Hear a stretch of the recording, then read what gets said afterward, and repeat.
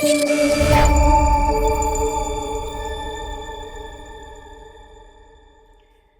and welcome to ADTU Unplugged, a podcast series where knowledge meets curiosity and communications shape the future.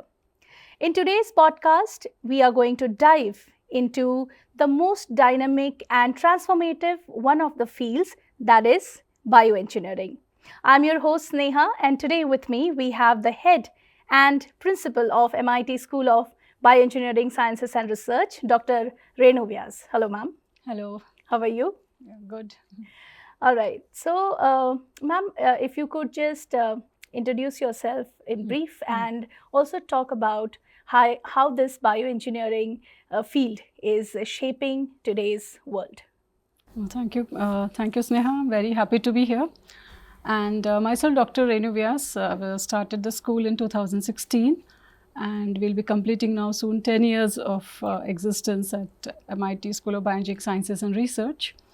And as you yourself said, that this is one of the dynamic and transformative field and the most exciting field to be in today, especially with so much of emphasis on healthcare and sustainability. I think bioengineering is one of the fields, the fastest growing disciplines, not only in India but also abroad. It's a very wide field. It encompasses basic biology as well as engineering disciplines, which are generally kept very far apart. And it brings them together. It merges medicine, biology, chemistry, and engineering to solve real life problems and provide very sustainable solutions. And if you remember, Steve Jobs very famously said that the 21st century innovations will happen at the intersection of technology and biology. So even as we are talking now today, just right now, our body is producing like millions of data points. And if we can capture that data, then you can also predict that what diseases, what disorders you might be disposed to in your future life or in your years ahead. So you can take precaution for that. So that is where bioengineers help us. Also like fields like say prosthetics. So if you can give mobility to a person, an amputee, that is again where a bioengineer comes. So here we are not just talking only prosthetics, we are also talking about engineering at the cell level, at the biological cell level of engineering, like say regenerative medicine. If you can grow artificial organs, you can help somebody who was lost or disfigured his limbs. Right. So this is the exciting field, and I'm very passionate myself about it. And regarding my backgrounds, I've done my PhD from NCL, and then I did my postdoc in University of Tennessee in Knoxville, and have had academia, industry, as well as research experiences. That's wonderful, ma'am. I think MIT SBSR is really grateful to have you as the mentor, as the head, because you're having so many accolades in this particular field. Now, as this podcast series is also for many, not just for our students, but also for the parents to understand. So if you could just tweak, maybe in simple terms, people would like to know that what is the difference between bioengineering and biotechnology, and as well as if you can share the specializations which our university, this particular division offers. Yeah. So bioengineering, as I said before, is a very broader term where I'm including everything under biology and engineering, that both the fields inspire from each other and create new solution, redesign things. As far as specializations are concerned, we are having 6 specializations under the umbrella of bioengineering. Okay. So we offer biotechnology, we have industrial biotechnology, we have clinical research, we have bioinformatics dealing with data. We also have important other specializations, for example, say biomedical engineering. So those who are interested in the development of medical devices or more interested in electronics, and so these are the specializations, and the specializations are introduced at the end of the second year. Okay. So by the time the student knows what really interests you. So basic first 2 years we teach them more on fundamentals. The emphasis is more on first clearing the fundamentals and then letting the student decide what actually interests them, what is their aptitude, and we also discuss with the parents, and we do counseling for them, and then the students decide their specialization. Great. So while they would like to enter in or they would like to take admissions in SBSR, so what shall be the eligibility criteria and any other specific prerequisites that are required to get into in this course? Yeah, first of course is the main thing is the interest. Yeah. But apart from that, of course, the regular criteria would be 50% aggregate in your 12th, and we prefer PCMB students. But if it's okay if you have not taken maths or biology, you can still opt for this. But you'll have to take a bridge course of 3 credits in your first semester, first year. All So right, we ma'am. welcome from all, like from PCB, PCMB as well as PCM. But the Wonderful. main thing is having the interest in a very growing field. Right. So, in a nutshell, you can say that first of all, they should also dig deeper into their. They Yes. should understand what their interest is, Yes, where their yes, I interest will lies. always As you have emphasize. mentioned that bioengineering is not just bioengineering; it has got bioinformatics and biomedical and biotechnology and so many so forth. So, what type of industries are actually collaborated with SBSR? Okay. And in what direction the students can actually see their career growing and going? All right. So before I answer this question, I will just add to the previous question where I would like to mention the degree programs we offer. So we offer a 4 years BTech program and a 5 years integrated master's program in bioengineering after 12th standard. We also have PG programs. So we have PG programs like industrial biotechnology, bioinformatics and clinical research. And we also have PhD programs. We have like right now 30 PhD scholars with us, and we also give limited number of postdoctoral fellowships. We also have, in fact, we have something for everyone at the particular career ladder. We also have now hybrid programs for working professionals in industry, as well as if you are in the teaching, we also provide number of FDPs or training programs for different teachers outside our organization. All right. And what about the internships? Is it required? So industry, yeah. So good question. So internships are not, like something apart from the curriculum. They are woven into the curriculum itself.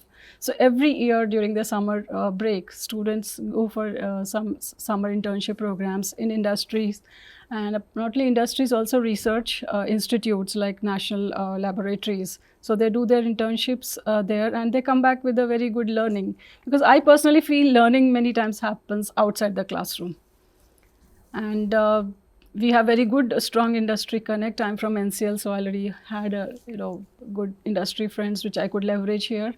And the if you see the network is growing. We have MOU signed with number of good companies in and around Pune, and also outside the Maharashtra.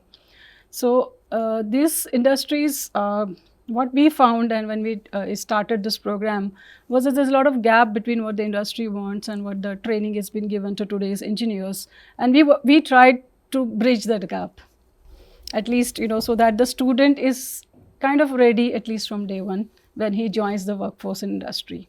Of course, some initial training is required, but at least the fundamentals and the skill sets which we are providing should map the industry's needs. Perfect. So when we talk about industries, you already mentioned that we have so many such industries which are already collaborated with MIT SBSR. So when students are into this field, and what type of roles or the job roles they would be seeing themselves into? Yeah. That is the acid test of any program. Like what happens after that, and even parents think in terms of ROI. So our students, they land up in pharma industries, biotechnology industries, also many CROs. Many of them, those who take medical engineering, also have good opportunities in hospitals, as well as many of them in research labs. Some of our students also go abroad, and I'm very happy to tell that most of them have got into very good universities in US as well as Europe. Right. Yeah. So one thing is clear from this conversation, that the future belongs to those who will be in the blend of science and innovation, and I feel that bioengineering is right at the intersection of science and innovation. So ma'am, as we mentioned that bioengineering is a very innovative field of science and technology. So when we talk about this field, what type of accolades that students can actually achieve, and what type of awards where maybe students can go for, or certifications that they can go for? See, I would like students working just for the pleasure and the fun of it, and not for working for the accolades. But truly, it gives you a good visibility, and also it is like a, it builds testimony to kind of training we are providing. So I'm very proud to tell you that our students have brought us laurels in the Smart India Hackathon, and we won the 3 times the national award, which is a good achievement.